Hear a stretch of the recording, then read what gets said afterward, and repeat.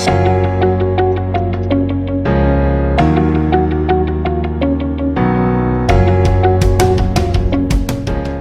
My dear lovely students, आप सभी का स्वागत है आपके अपने यूट्यूब चैनल पीपीआई ट्यूटोरियल के पेड कोर्स क्लासेज में।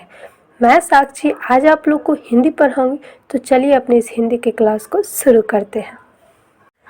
आज के क्लास में हम लोग हिंदी का प्रीवियस ईयर्स क्वेश्चन सॉल्व करेंगे जो आपके बिहार पैरामेडिकल मैट्रिक के 2020 के एग्जाम में पूछा गया था। ठीक है, तो आपका बिहार पैरामेडिकल पीएमएम का जो हिंदी का क्वेश्चन है वो आपके बिहार पैरामेडिकल के लिए एग्जाम के लिए भी बहुत इंपॉर्टेंट है, क्योंकि आपका बिहार पैरामेडिकल मैट्रिक और बिहार पैरामेडिकल दोनों का सिलेबस सेम है और क्वेश्चन जो पैटर्न जिस पैटर्न पे पूछे जाते हैं दोनों का पैटर्न भी सेम है और लेवल भी सेम है। ठीक है, तो इसलिए सभी को क्वेश्चन को लास्ट तक अच्छे से करना है। ठीक है ना, तो पहला क्वेश्चन यहाँ पे क्या है कि कौन सा शब्द अशुद्ध है।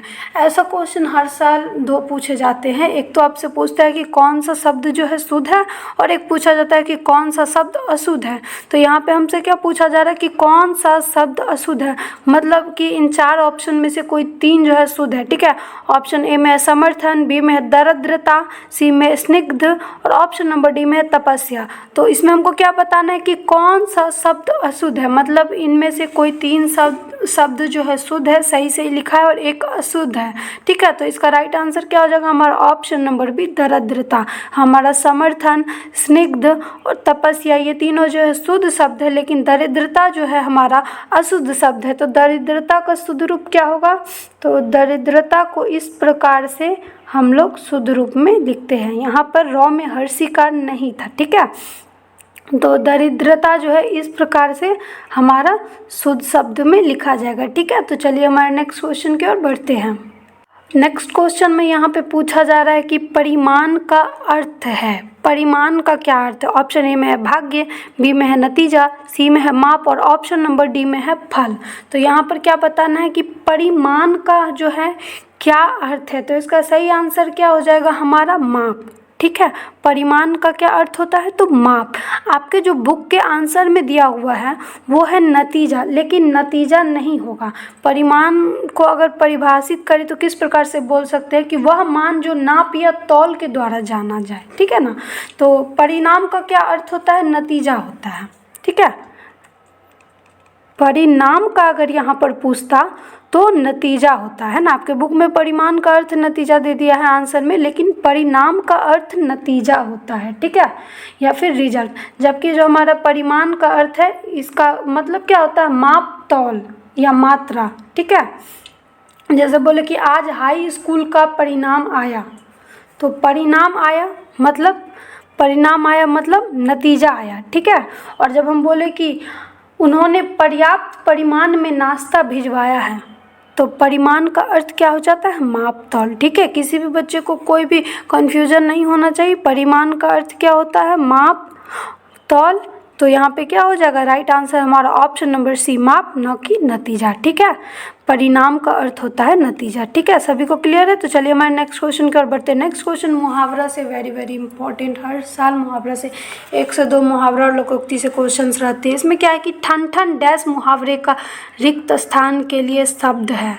तो हम लोग भी बोलते हैं ना वो ठन ठन गोपाल है ना। जैसे रमेश ठन ठन गोपाल है, मतलब रमेश क्या है, बहुत गरीब है।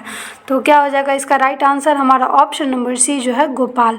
ठन ठन गोपाल होता है मुहावरा। ठीक है, ठन ठन गोपाल होता है जिसका अर्थ होता है बहुत गरीब। ठीक है, सभी बच्चों को क्लियर है। तो चलिए हमारे नेक्स्ट क्वेश्चन की ओर बढ़ते हैं। नेक्स्ट क्वेश्चन फिर से यहाँ पर लोकोक्ति से पूछा जा रहा है, आपको इसको भी पूरा करना है कि आँख का अंधा नाम डैश में रिक्त स्थान के लिए सही शब्द है। नैनसुख, प्रकाश, अंधा, सूरदास। ये एक लोकोक्ति है कि आँख का अंधा नाम तो नैनसुख होगा। ठीक है, इसका राइट आंसर क्या हो जाएगा हमारा ऑप्शन नंबर ए, नैनसुख। बोलते हैं ना आँख का अंधा नाम नैनसुख, तो यहाँ पर राइट आंसर क्या हो जाएगा हमारा ऑप्शन नंबर ए, नैनसुख। ठीक है बच्चों, इस लोकोक्ति का अर्थ क्या होता है, तो इस लोकोक्ति का अर्थ होता है गुण के विपरीत काम करना। ठीक है बच्चों, गुण के विरुद्ध नाम का होना या फिर गुण के विपरीत जो है काम करना। ठीक है, इसका अर्थ होता है गुण के विपरीत नाम का होना। ठीक है, तो नेक्स्ट क्वेश्चन में है किस में गुण संधि है। ये क्वेश्चन संधि से पूछा गया और संधि कितना इम्पोर्टेंट टॉपिक है ना। हर साल चाहे आपका बिहार पैरामेडिकल हो या फिर बिहार पैरामेडिकल मैट्रिक हो, एक क्वेश्चन संधि से पूछ ही जाता है। इसलिए अगर आप साइंस का कोई एक टॉपिक है वो फिक्स नहीं है कि इस टॉपिक से क्वेश्चन आना ही आना है, लेकिन हिंदी में आपका सारा टॉपिक फिक्स है कि इससे एक क्वेश्चन पूछेगा, इससे 2 क्वेश्चन पूछेगा, नहीं तो नहीं, एक क्वेश्चन पूछेगा ही पूछेगा। तो वैसा ही आपका संधि के साथ है कि एक क्वेश्चन संधि से और एक क्वेश्चन समाज से आपका रहेगा ही। एग्जामिनर चाहे कितना भी वास्ट क्वेश्चन सेट करे, लेकिन एक क्वेश्चन यहाँ से रहना ही है। अगर आप संधि अच्छे से कर लेते हो तो आपका 5 मार्क्स फिक्स है ना। तो यहाँ पे क्या पूछा कि किस में गुण संधि है।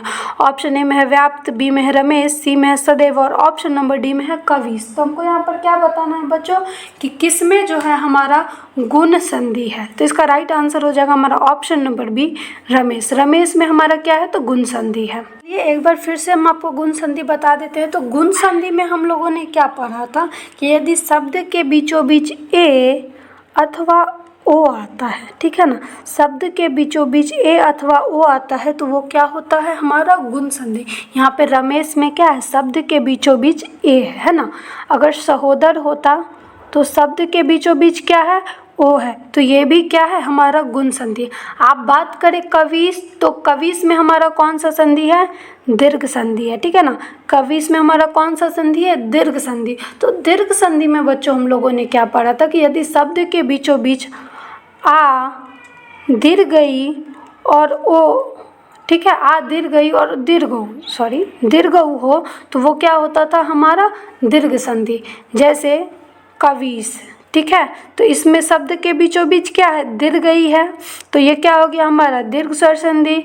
नेक्स्ट है आ, तो जैसे हम बोले देवालय, ठीक है ना, देवालय, तो देवालय में शब्द के बीचों बीच क्या है आ, तो ये भी क्या हो गया हमारा दीर्घ संधि। और नेक्स्ट है हमारा दीर्घऊ, तो क्या हो जाएगा वधूत्सव, है ना, वधूत्सव। अगर हम बोले वधूत्सव तो यहाँ पे शब्द के बीचों बीच क्या है दीर्घऊ, तो ये वधूत्सव क्या हो गया हमारा, तो हो गया हमारा दीर्घ स्वर संधि। ठीक है, सभी को क्लियर है। तो नेक्स्ट आता है हमारा व्याप्त। तो व्याप्त में हमारा कौन सा स्वर संधि है, तो यन स्वर संधि है। व्याप्त में हमारा कौन सा संधि है, तो यन संधि है।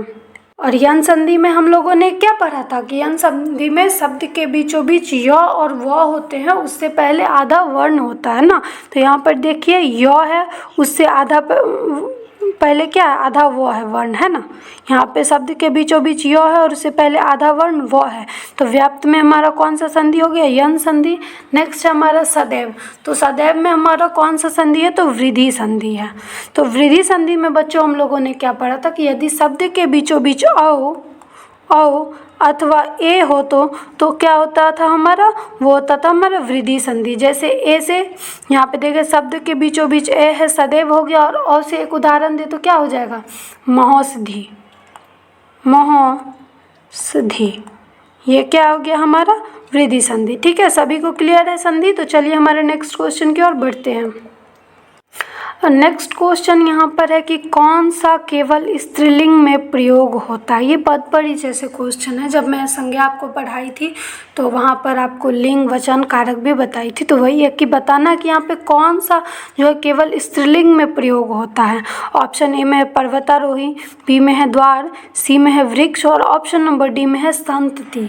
तो इसका राइट आंसर हो जाएगा हमारा ऑप्शन नंबर डी संतति। संतति का अर्थ क्या होता है, संतान।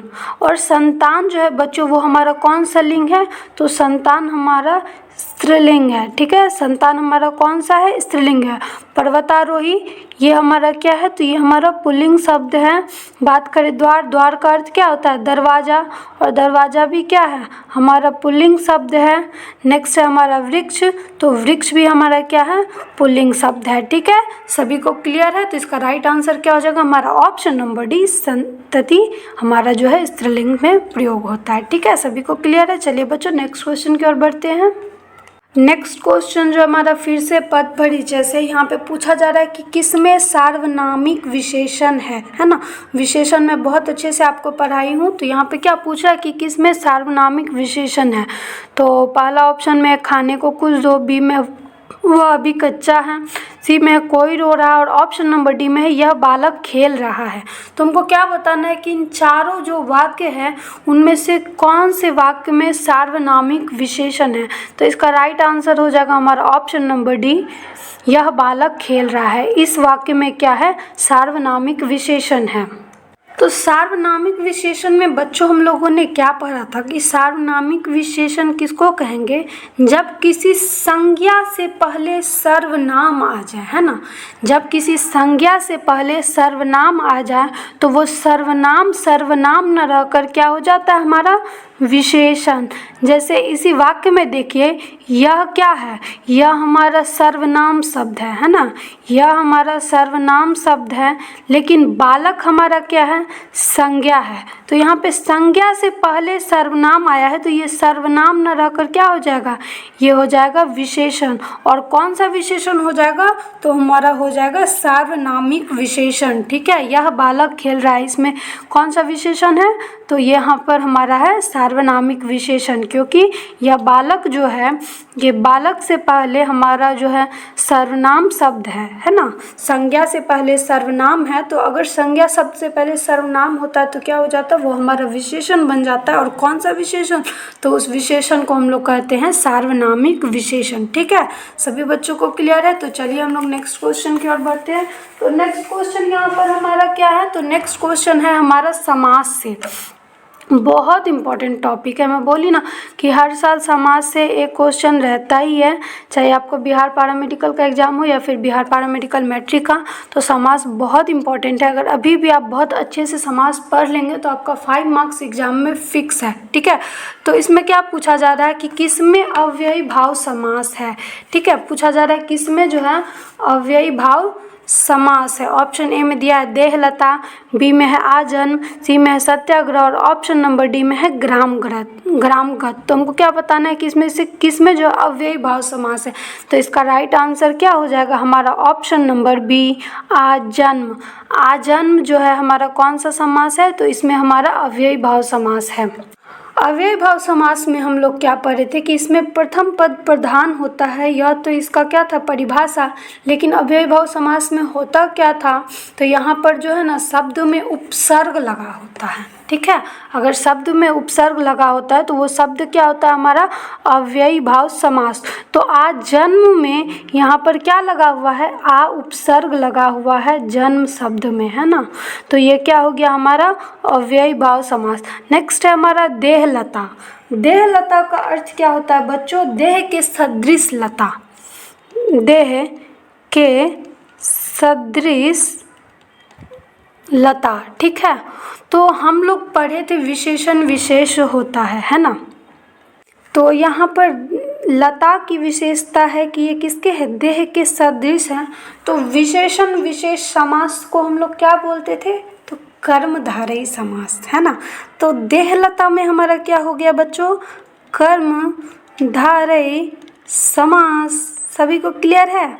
नेक्स्ट हमारा सत्याग्रह, इसका सामासिक विग्रह क्या होगा, सत्य के लिए आग्रह। तो सत्य के लिए जब आग्रह हो तो उसको क्या बोलेंगे, एक शब्द में एक सत्याग्रह। तो यहाँ पे देखिए के लिए विभक्ति चिन्ह है, कारक विभक्ति चिन्ह का लोप हो रहा है। तो ये क्या हो गया, ये हो गया हमारा तत्पुरुष समास। क्योंकि तत्पुरुष समास में बच्चों हम लोगों ने पढ़ा था कि तत्पुरुष समास में क्या होता है, तो यहाँ पर कारक चिन्ह का लोप हो जाता है ना। नेक्स्ट है हमारा ग्रामगत। तो ग्रामगत का क्या हो जाएगा, ग्राम को गत, है ना, ग्राम को गत। यहाँ पर भी क्या हो रहा है, कारक चिन्ह जो है विभक्ति चिन्ह को का लोप हो जा रहा है ना, को जो है इसका लोप हो जा रहा है। तो ये ग्रामगत भी क्या हो गया, हमारा तत्पुरुष समास हो गया। ठीक है, ग्रामगत भी क्या है, हमारा तत्पुरुष समास है। ठीक है, सभी को क्लियर है। तो चलिए हमारे नेक्स्ट क्वेश्चन की ओर बढ़ते हैं। नेक्स्ट क्वेश्चन हमारा पर्यायवाची से है और पर्यायवाची से भी हर साल एक ना एक क्वेश्चन पूछा जाता है। तो पर्यायवाची भी आपके एग्जाम के लिए बहुत इंपॉर्टेंट है। अभी से पर्यायवाची सब देखते रहिए, रटना नहीं है लेकिन रोज़ एक बार पढ़ लीजिए तो आपको एग्जाम में बहुत ईजी रहेगा, है ना। तो यहाँ पे क्या पूछा है कि अग्नि का पर्यायवाची नहीं है। और ये जो अग्नि का पर्यायवाची शब्द कितना बार हमारे बिहार पैरामेडिकल में और बिहार पैरामेडिकल मैट्रिक में पूछ चुका है ना। इतना तो करते करते आप सभी को अग्नि का पर्यायवाची शब्द याद हो गया होगा। तो ऑप्शन ए में है वारिज, बी में है कृषाणु, सी में है अनल और ऑप्शन नंबर डी में है पावक। तो यहाँ पे बच्चों क्वेश्चन में पूछा जा रहा है कि अग्नि का पर्यायवाची नहीं है, मतलब यहाँ पर जो 3 शब्द है वो हमारे अग्नि के पर्यायवाची हैं और कोई एक जो है हमारा अग्नि का पर्यायवाची नहीं है। तो वही बताना है कि इनमें से कौन सा जो है अग्नि का पर्यायवाची नहीं है। तो इसका राइट आंसर क्या हो जाएगा, जल्दी बोलिए। वाह, वेरी गुड, हमारा ऑप्शन नंबर ए वारिज। वारिज जो है हमारा अग्नि का पर्यायवाची शब्द नहीं है। कृषाणु, अनल और पावक ये तीनों क्या है, तो ये तीनों हमारे अग्नि के पर्यायवाची शब्द हैं। तो वारिज अगर हमारा अग्नि का पर्यायवाची नहीं है तो किस शब्द का है, तो वारिज हमारा कमल का पर्यायवाची शब्द है। और कमल का भी बहुत बार एग्जाम में पूछा गया, मुझे याद हो गया। कमल जो है वारिज जो हमारा कमल का पर्यायवाची शब्द है। तो इसका और क्या क्या हो जाएगा, जलज, पंकज, नीरज, अंबुज, सरोज, ये सभी क्या हैं, तो ये सभी हमारे कमल के वारिज के पर्यायवाची शब्द है। ठीक है, पर्यायवाची शब्द का अर्थ क्या होता है, एक ही शब्द का अनेक अर्थ जो होता है उसी को हम लोग पर्यायवाची शब्द बोलते हैं। ठीक है ना, तो ये सभी को क्लियर है। चलिए हमारे नेक्स्ट क्वेश्चन की ओर बढ़ते हैं। नेक्स्ट क्वेश्चन यहाँ पर विलोम शब्द से पूछा जा रहा है और ऐसा आपके बिहार पैरामेडिकल में बहुत बार पूछा जाता है ना कि इसका विलोम क्या होगा, इसका विलोम कौन सा होगा, है ना। तो विलोम शब्द से भी हर साल क्वेश्चन पूछे जाते हैं।